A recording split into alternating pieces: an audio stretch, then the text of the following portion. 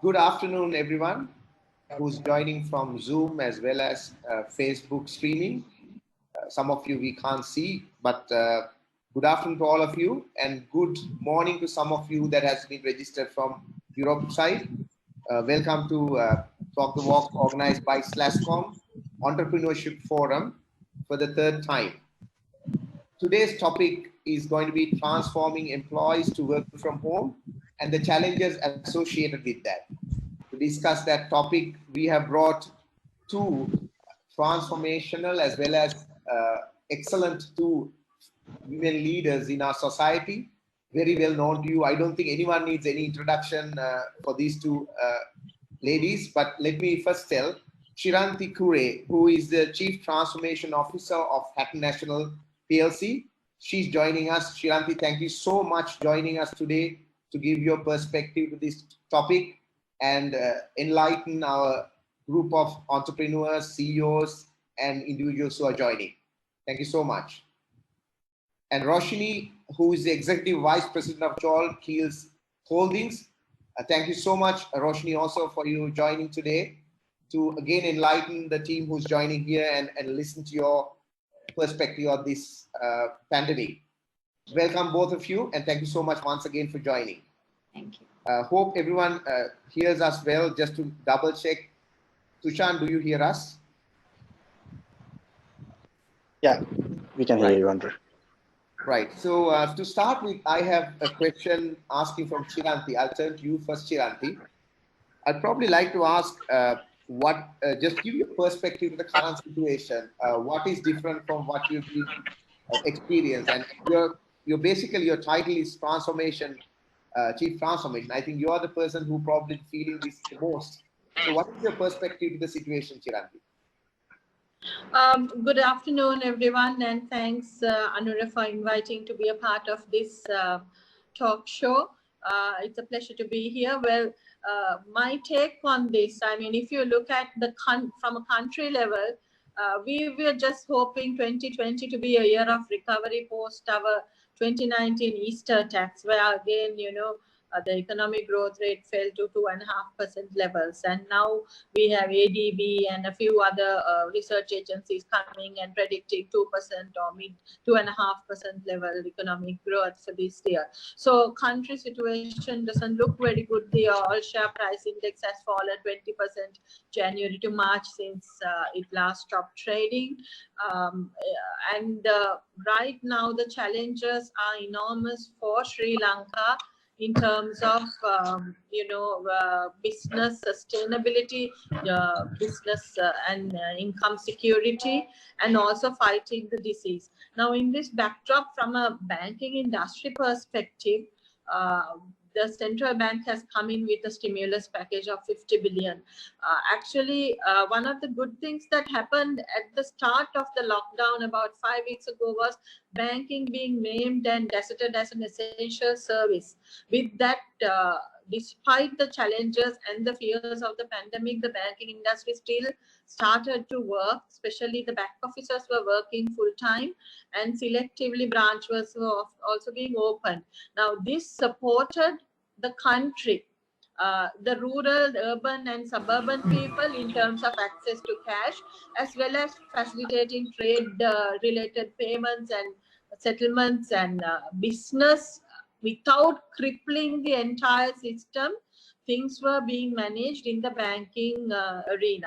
Now, this together with the stimulus package that the central bank is coming to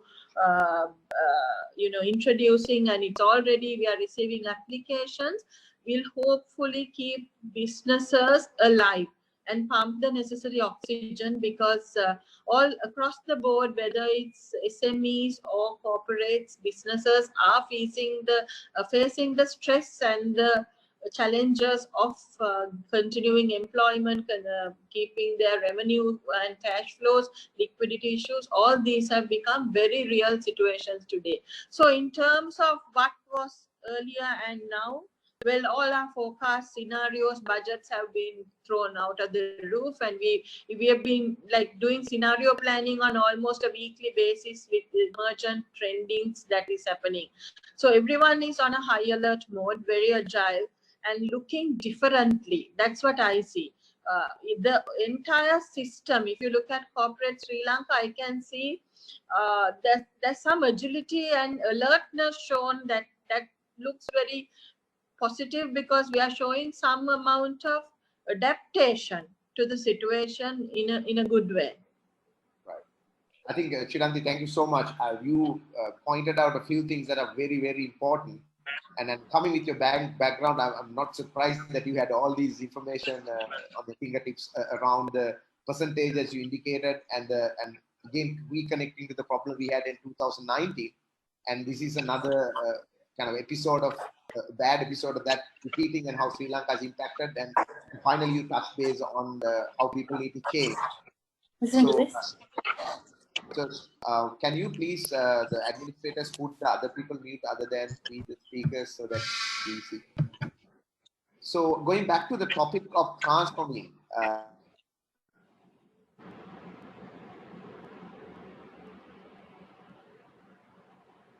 Briefly, your perspective in terms of how you, particularly John Keells coming with a large group and you want a holding, and how do you feel high level the change as a business change? And secondly, to explain about what factors drive remote working in your view. What are the factors you think will drive remote working? The two questions. One is a simple, but the other one I think I'd like elaboration from you.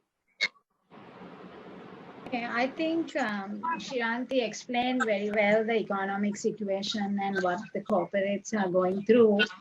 And that's no different to us. I think we are also going through similar situations, and given our exposure to travel and tourism, hotels, and all of the other sectors that are impacted, it's the same. And I think a lot of us and a lot of the corporates are rising up to the occasion.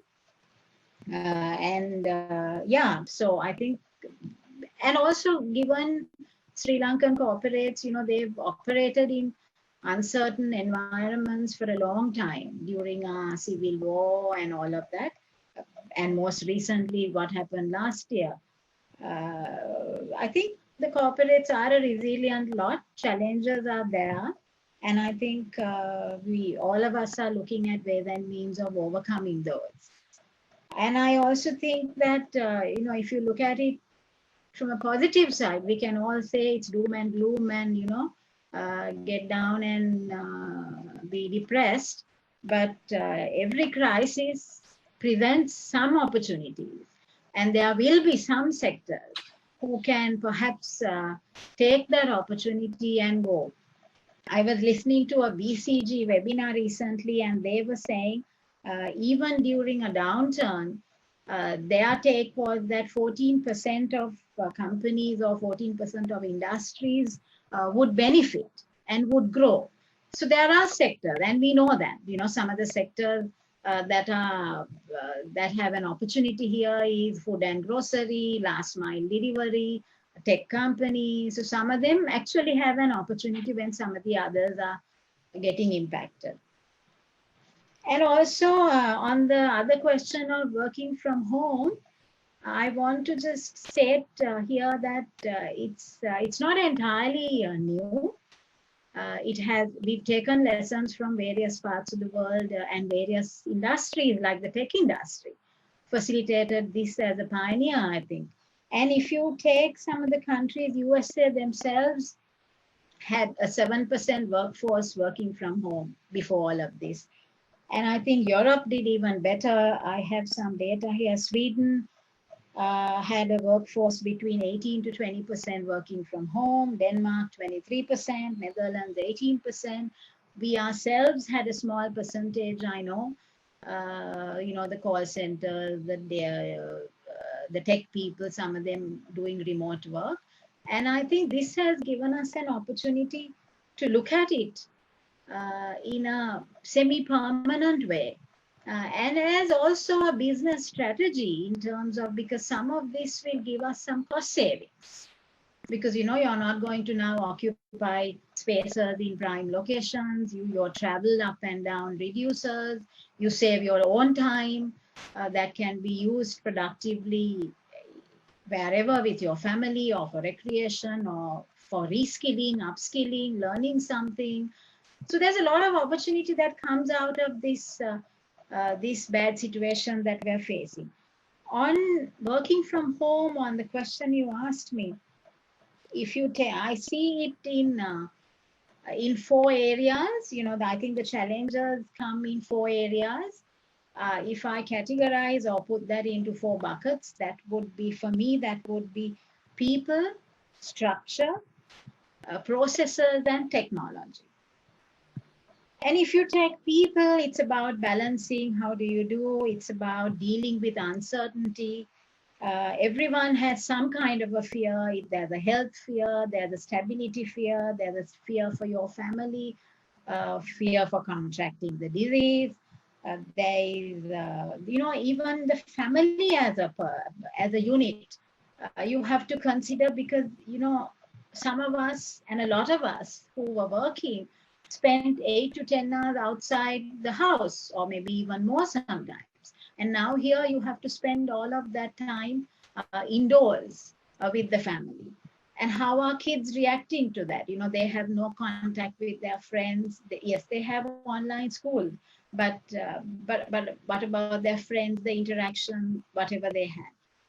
Also, I want to raise here, it's always not just happy families, because there are places where actually when the family life is under threat, going to work was an escape, especially where there is domestic violence and, you know, stress in the domestic atmosphere. People were looking forward to having that 10-hour break outside the home, and now, you know, they're exposed to all that violence and they're inside the house. So we need to be cognizant of all of this when we are handling our own people, because, you know, it's a cross section of people. They'll come from these different backgrounds and they will be facing some of the challenges, and some will be happy. Yeah.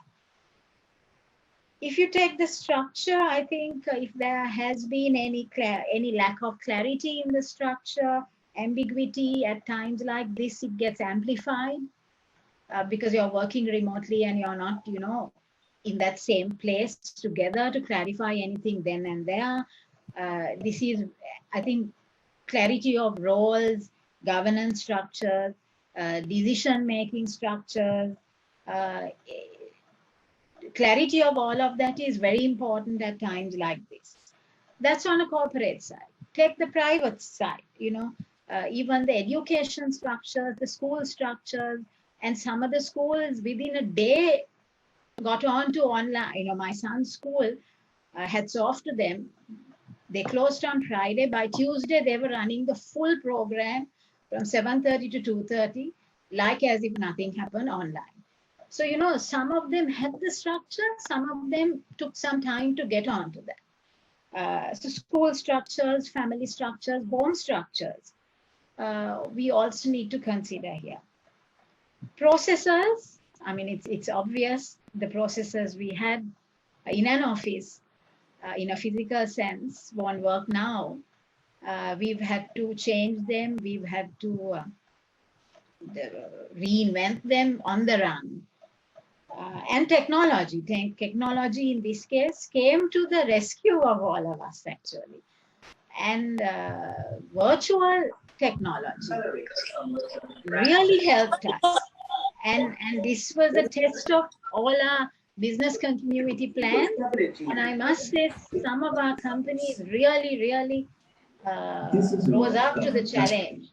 And I think all those were implemented with some challenges, but I think it kind of worked. So those are my 4 areas. I think if we look at it in those 4 areas, it kind of explains what working from home, you know, the pros and cons of it. So basically you highlighted people, process, structure, and technology 4 areas. Yeah. You also highlighted the countries that are suffering today and the levels. And I think also highlighted some industries that are benefiting from and some industries are suffocating. I'd like to turn to a few questions to Chiranthi, to you, looking at transformation perspective. But before I ask that, Chiranthi, let me ask you, there are 2 types of corporate leaders, I think. The past 4 weeks talking like CEO and your levels. So the one camp of people believe that there's a lot of things have changed the way we work. We must quickly jump and resolve and come up with plans and change the way we work, structures, everything. And other side of the other camp of the people believe, well, this is only a temporary thing. Why are we worried? Just take this time to do whatever we can, and then we'll be back to business as usual in few weeks. Which camp you belong is my first question, and I would like to ask why. Then I'll go to the next question. Okay, so I definitely belong to the first camp. I think despite the bleak situation and so many deaths worldwide, I think the crisis has presented us with an opportunity to shed the baggage that we have carried along. And I think it's very exciting to be in the middle of a crisis for a few reasons. You begin to question the everyday things you did all the time, and you begin to see how sometimes unproductive some of the things you were doing, because at this moment, as at this morning, I had 1/3 of the bank, 1,800 odd people logging into our core banking system from home and from the branches. Right, so we are running the bank efficiently. I had 600 people yesterday taking learning management online virtual courses and studying online from home. And we have about 400 managers and executives in the bank working from home, for whom remote connectivity and login and access has been set up across business applications.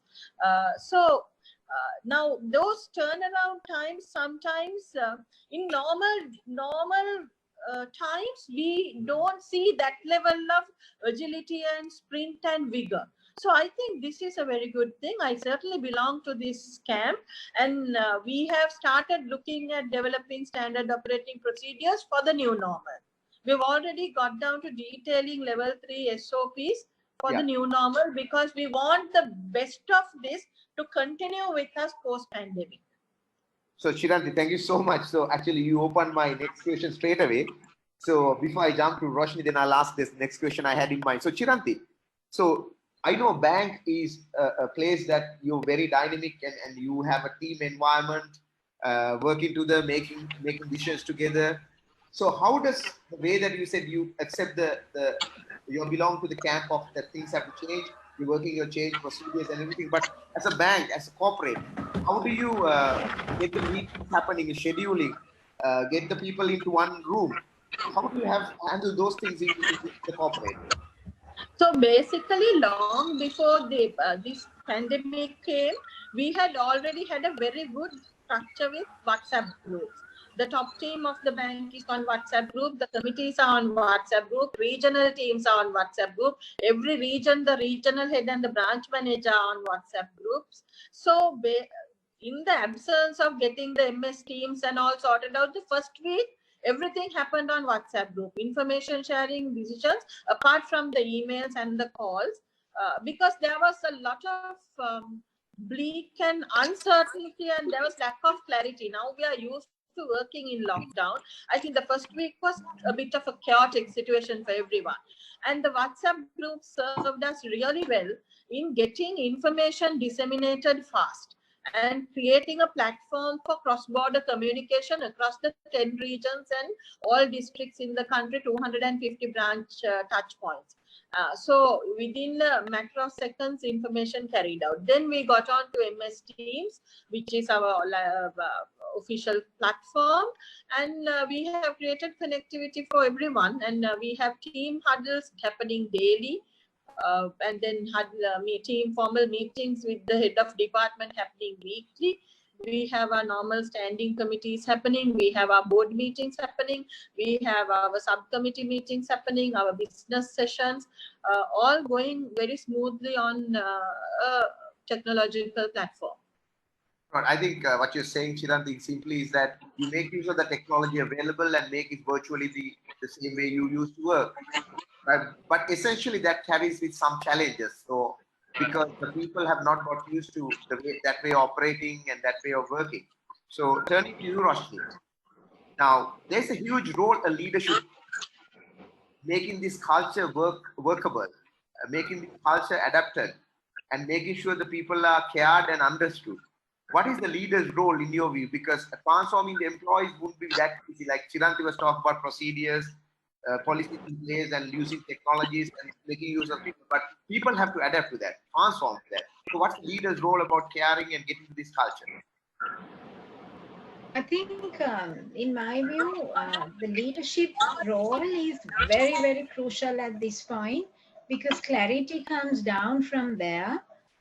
When, like I said earlier, if there's no clarity, there can be issues and there can be cracks in your structure and the processes. I think it's very, very crucial. Leadership at this moment is very, very crucial. And how the leader responds, because at this moment, yes, the companies are stressed, and you are looking at ways and means of saving, cost saving and preserving cash, which is primary. But at the same time, we have to balance our head and the heart. I think we need a large portion of the heart out there today, because there is a psychological impact of this on the employees. And Right. that will have an impact on productivity, whether remote or otherwise. And I think we would be quite stupid to think that we will all come out of this one day and, like nothing happened, we'll go back to work and start from there. I don't think that's going to happen. We are all going to come out of this a little damaged, if I can call it, psychologically damaged. Right. There will be some impact. The working crowd will have an impact where they've been restricted to a enclosed area, not being able to do what they would have done normally, not having social contact. Kids will have a bigger impact, I feel, when they're cooped up inside the house. No school contact, which is really important depending on the ages of the children, which is really important for them. So I feel like we must be aware of all of this, and the challenges of when you're managing at home. Yeah. So leadership must respect the balance. Actually, here we've been praying for this kind of work-life balance. And, you sometimes have to be careful what you wish for, because it comes true. And I think it's an opportunity here, because we've been saying that when you talk about gender balance, that we must give work-life balance. And I think we must embrace this with both hands and make it work for us, because you're saving the time that you were traveling earlier now. And that you have with your loved ones at home to do anything. I've seen Chiranthi do a lot of creative work. And, it's been lovely to see her posting all her creative work. So like that, there are lots of people doing various other things. Now, coming back to the leadership, we must be aware that people are going through some stress, while there's a lot of positive in this working from home. And the other thing is, I think we should, this is a perfect time to think about servant leadership, where we serve our people, where we care for our people, we look after, we think about their well-being, we think about their health, we think about their family life, while they deliver for the company. I mean, no compromise there. We need 100% delivery today, because, companies are suffering. But while we do that, while we drive all those objectives, I think a leader should be somebody who will stay at the back and facilitate your troops. And, reskill where necessary, upgrade where necessary, but just basically facilitating them with the resources and whatever is required, the empowerment and everything that's required. Right. Yeah, so I think it's a crucial role, and that I think I would like to stress on servant leadership here, where you really facilitate your troops. Right. So I'm asking a straight question, Roshanie. So does it mean that in your role, do you talk to your people often and find, their stress levels and not just the work completion, but other factors, because you don't see their faces and you probably remote. So what do you do as a leader? I'm just asking straight away, do you do that? Well, we engage quite often, every day or every other day. practically every day, you know, there is engagement with some group every day. Right. And I think there is no other solution other than communicate, communicate, communicate, and engage, engage, engage. To me, that's what it is. Well, I can't really say whether I'm doing it right or wrong. It's my team that can say whether, you know, whatever we're doing is right or wrong and how they feel about it. But I try. Right. I think just because we are nearly half of the talk show is gone, nearly. So I just want to let people know that you can post your questions straight away onto Zoom, those who are on Zoom, if not on Slido as a platform, or on Facebook. So if that is anywhere, our team will, SLASSCOM team will pick up and post it to one of these threads so I can see, and then I can push it to Chiranthi and Roshanie, who are the expert speakers today. Chiranthi, I probably take that the empathy side and how do you understand people and their work, and you had to understand their space, that whatever Roshani was highlighting.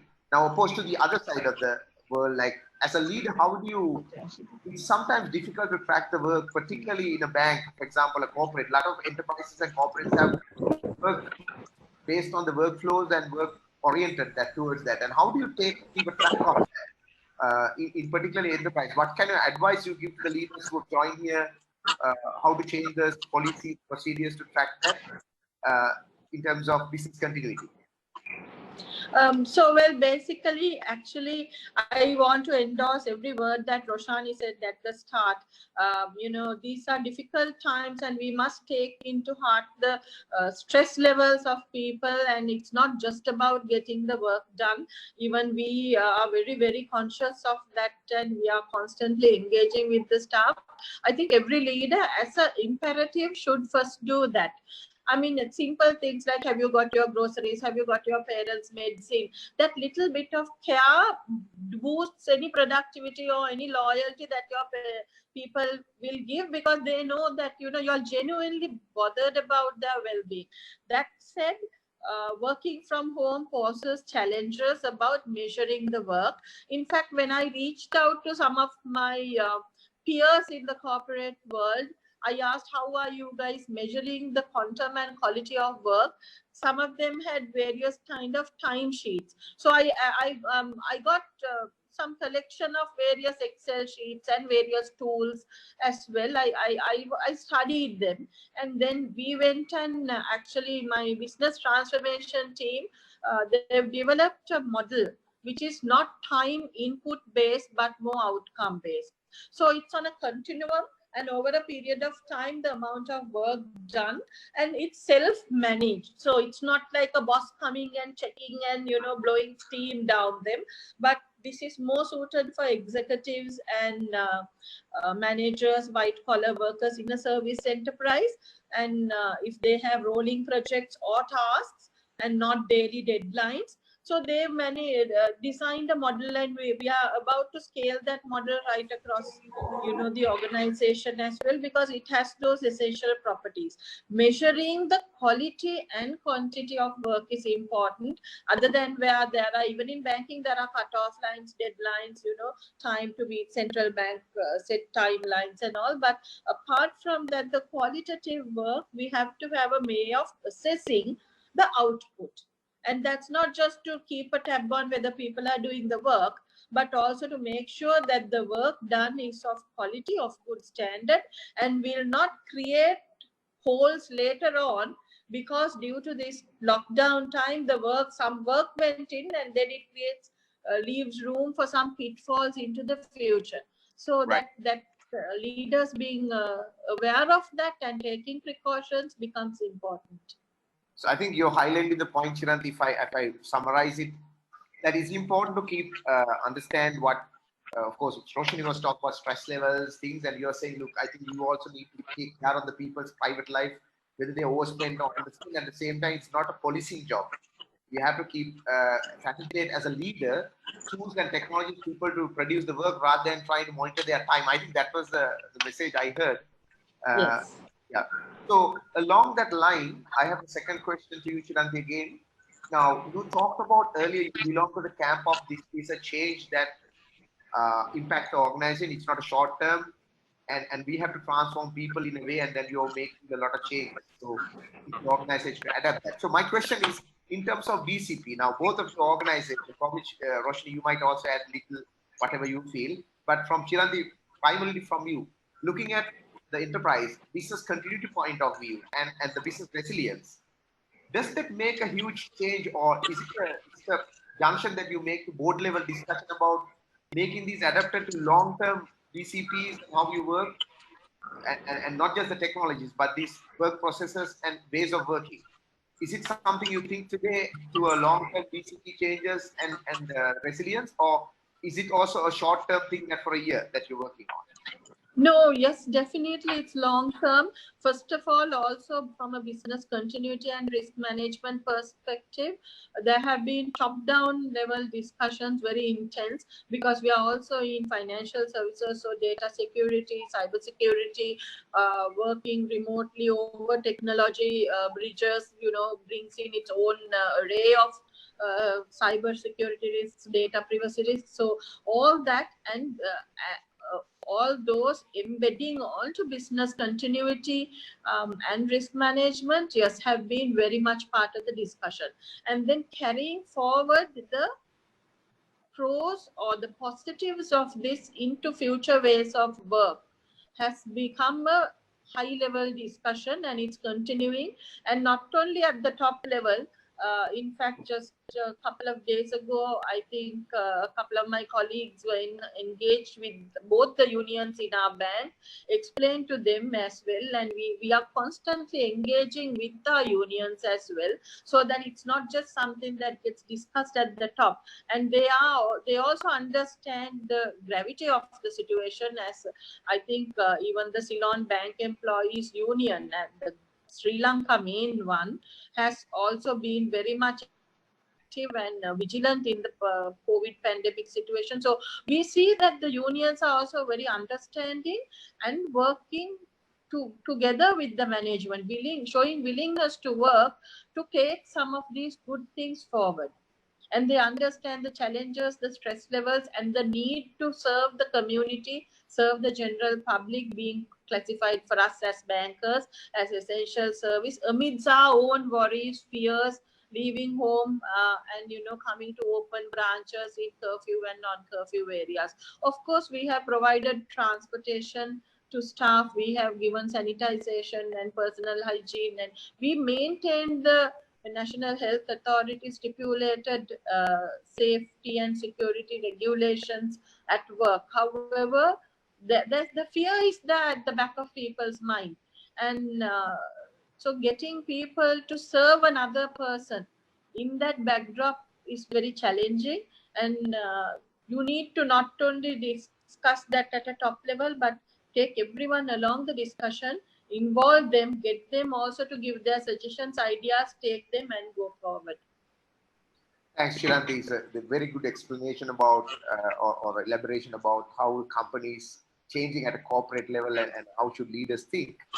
Roshanie, I'm going to put you a question from here, coming on the from the forum. Some of the questions, guys, I know that you have posted, they are covered already, so I'm not going to put that back to Roshanie and Chiranthi, but there's a question that's coming. The level of, so this is working from home gives a level of playing ground to all companies. So basically, how do you ensure your teams engage? I think that part addressed, but the second part is how do you, and loyal to the brand and not lose the performance.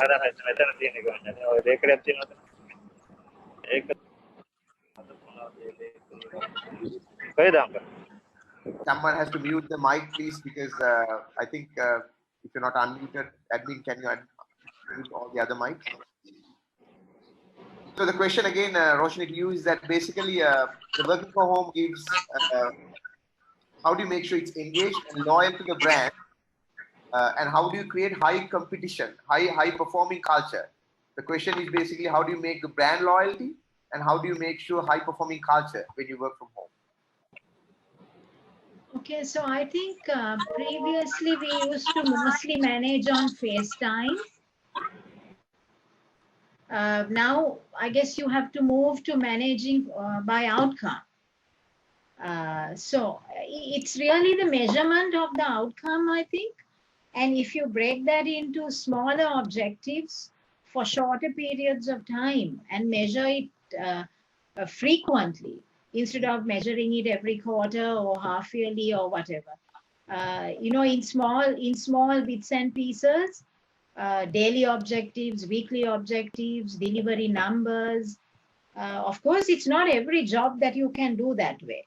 It depends on the role, depends on the industry, but wherever you can, and that's the industries where we will work from home or work remotely.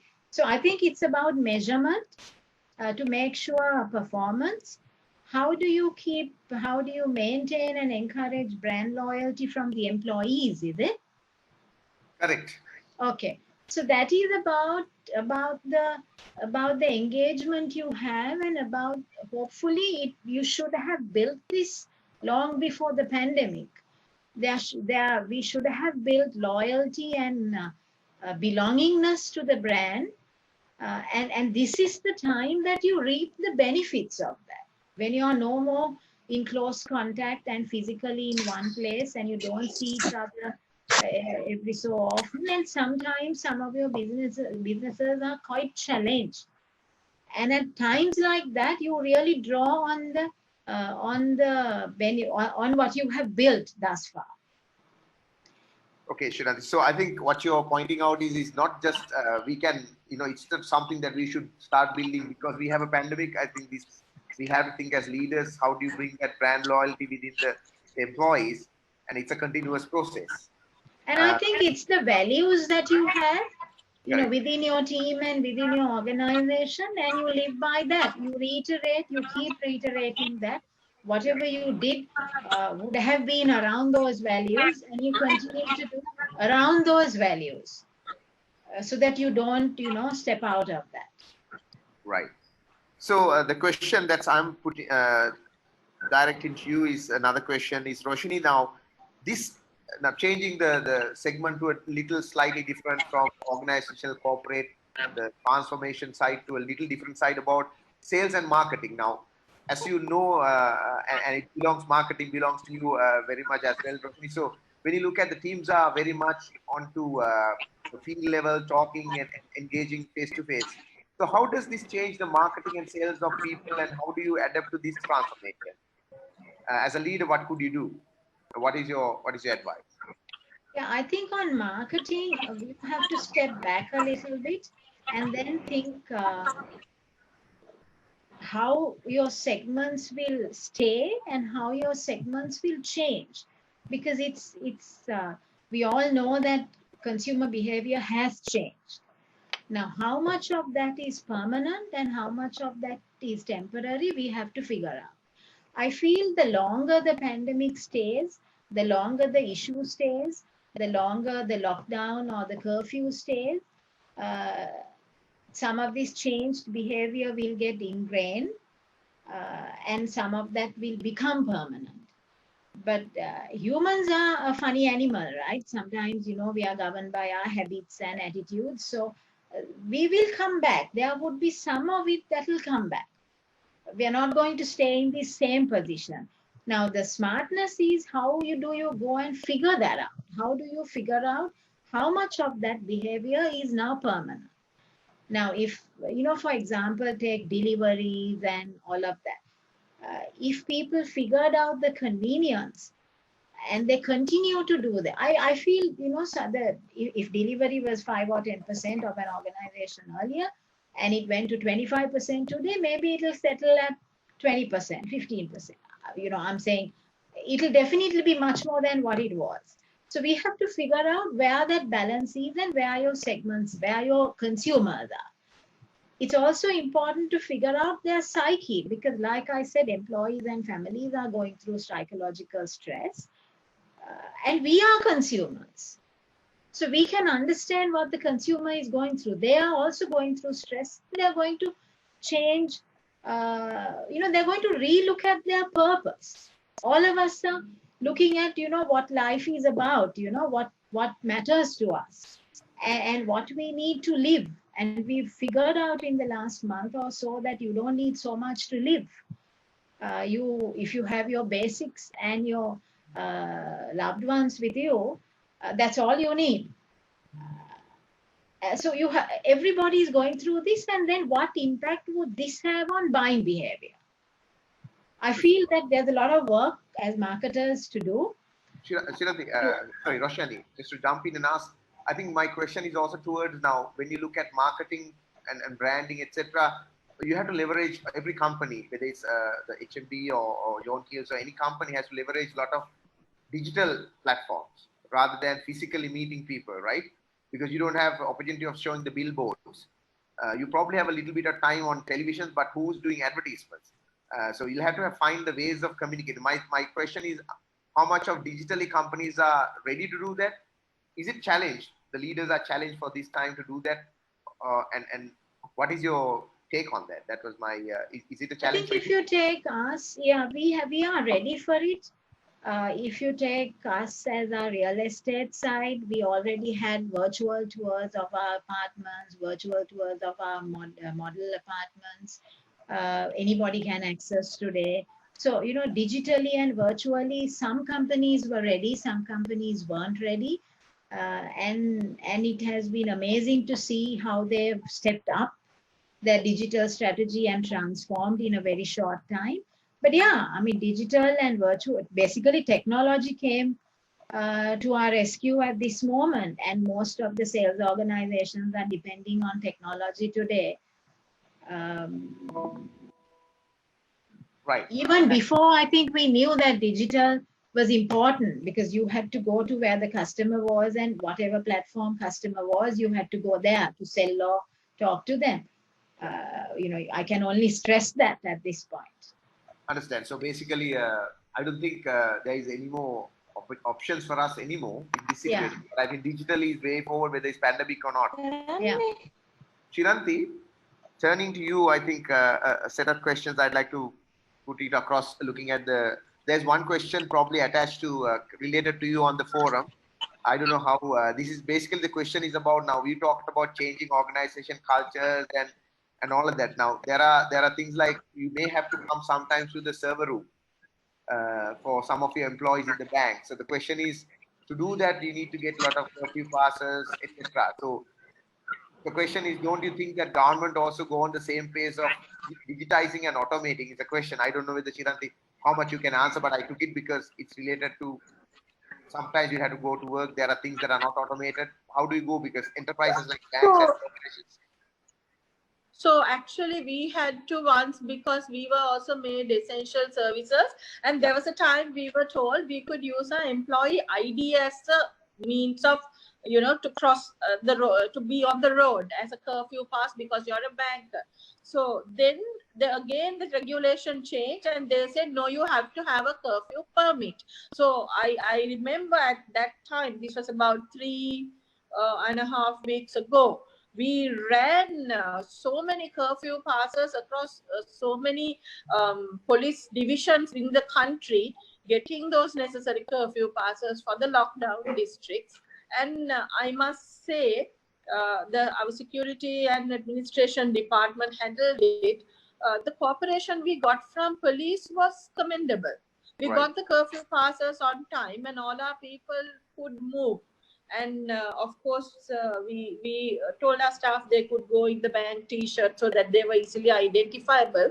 However, once the curfew permit, the letter from the police also was needed. Even I had to give up my police division and my car number, my home address, and then from home to bank, I got a curfew pass. I think it happened pretty fast. Despite the fact that government services are not automated, I think we didn't, at least we did not face any difficulty there.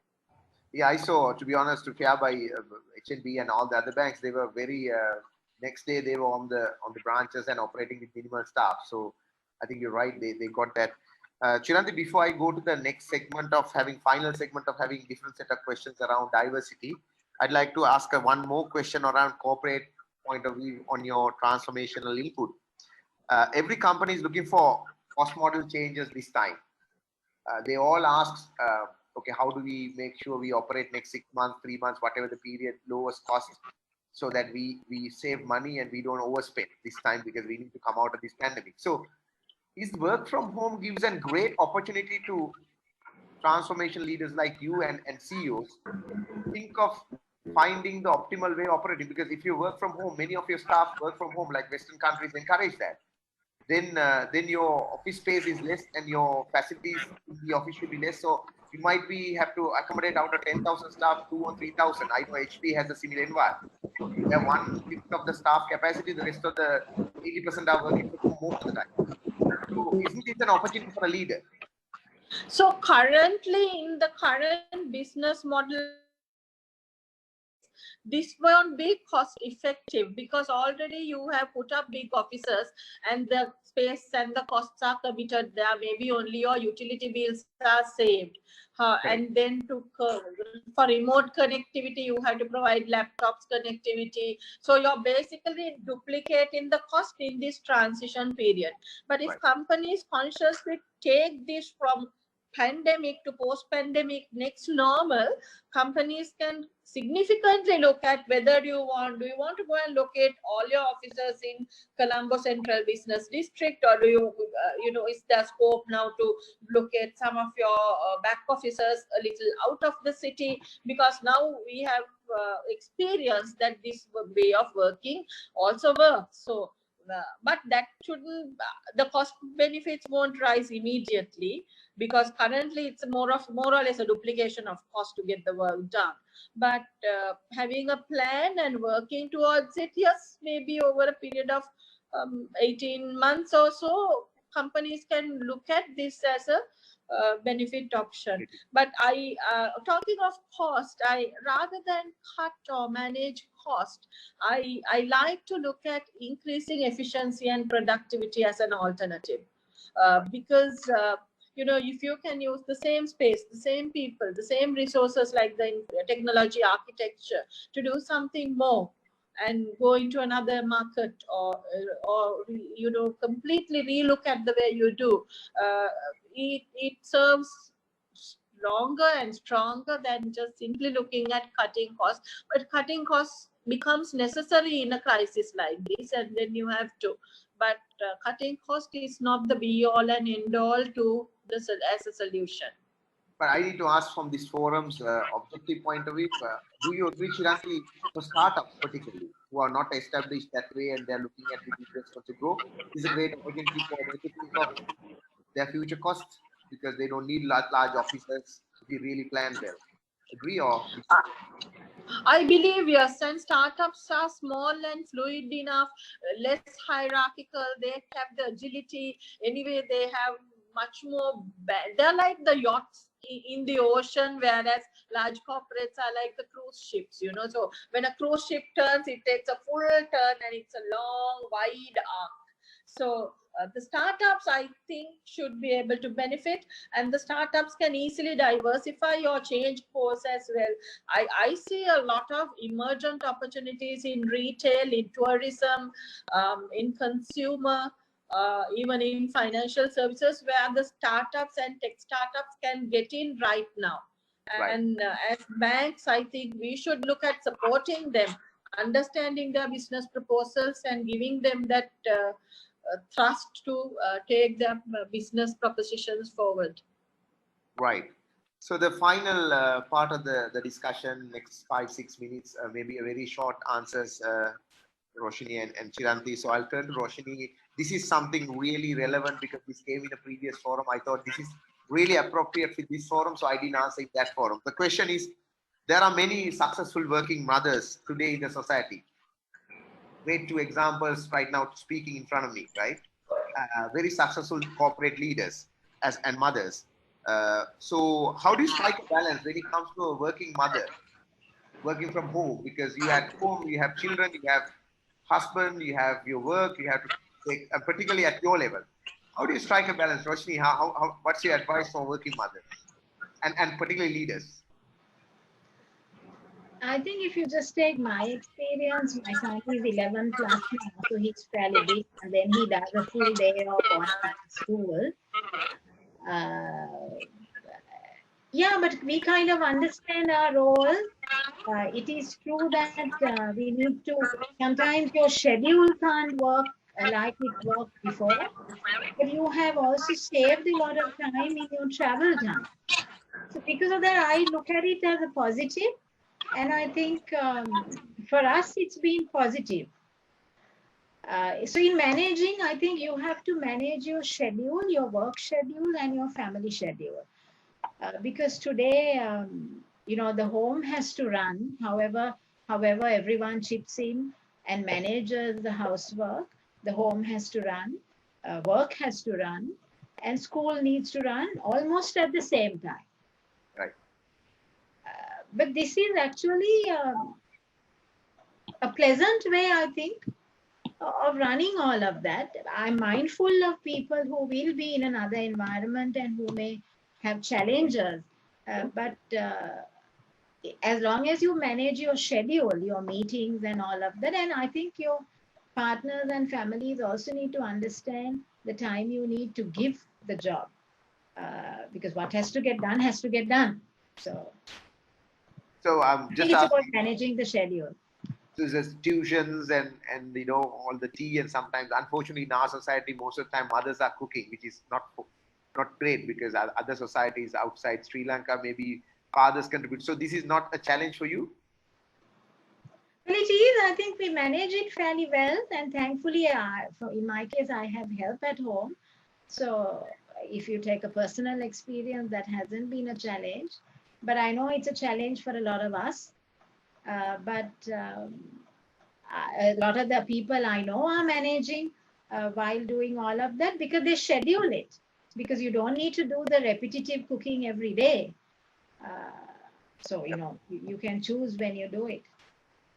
Right. Probably, Chiranthi, I'll turn to probably the last question to you. That is, actually, there are two for that, because there's one on the forum as well asking question. But the first part of the question is, they're not connected either. The first part of the question is, Chiranthi, now, this is vertically a question for the boardroom and the corporate leaders like you and the rest of the leadership in the enterprise. The question is, all this time, there has been an excuse for pregnant mothers not to accept, because you have to come to work and travel, etc. And sometimes women doing night jobs not accepted. I know smile on both of your faces, but Chiranthi, this is to you. Now, he's been speaking about this, and I think we were talking, both of us, about this. It's a great opportunity, boardroom, to think and change the way they work, because you can now accept pregnant mothers. Now you can accept women working. And this is the diversity turning point. What's your thought? I totally agree. This is a very good opportunity for women. I mean, home working policies, remote work policies should capitalize on this and support more women to stay in employment, and especially women with young children, young families, and maybe, you know, difficult pregnancies. Sometimes, you know, people take an entire trimester of leave due to a difficult pregnancy. So this is a good opportunity to provide. Look, if you don't have a remote work policy, put one in place. If you have one, review it and strengthen it to support women in the workforce. I'm always a champion for more women in the workforce, because it's a business case for Sri Lanka to have more women, because we have more educated women. They should come and contribute to economic value creation to the economy. So to retain more women in the workforce and help them to integrate their work and their personal life, I think this is a great opportunity.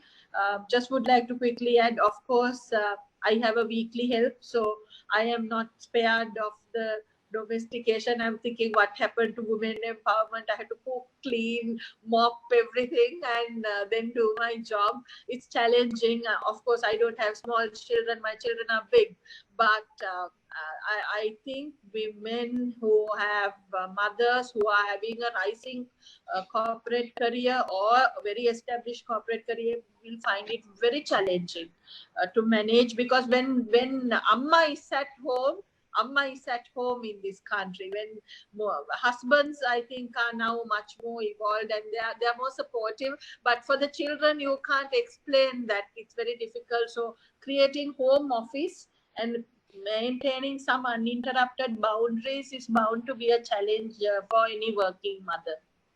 Thank you so much. Very short answer because it's coming on the forum as well.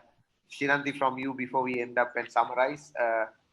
Chiranthi, does it mean that is this a time to think about labor laws, changes or labor laws with transforming employees to work from home and different things related to that? Is it a time to change? There are questions about pay cuts and all that is not relevant to the transforming employee working from home, so I'm not asking that. But the question is labor law change. Is it a time to think about it? It is a good time to look at labor law reforms, to look at flexible work arrangements, sharing of employee liability, because currently we have full scale liability based on the employer. So if you are working from home, some of that liability can get reduced. So it's a good opportune time for labor law reforms. And I think Right. AFC is looking at it as well.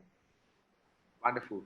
So then I would ask Roshni to give a 1 minute or maybe 90 seconds summary, and then Chiranthi to end up the session. Roshni, to you. Anything you want to add finally? That's my question.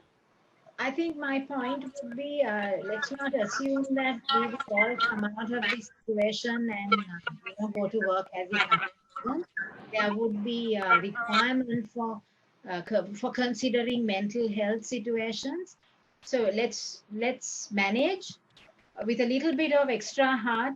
Balance the head and the heart, but more tilted towards the heart.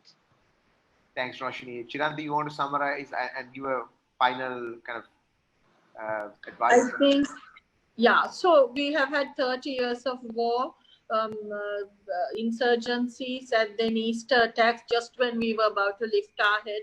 Then COVID has come our way. But I think Sri Lankans are a resilient nation, and this is the time for us to show the world that we are not going to be beaten by this pandemic.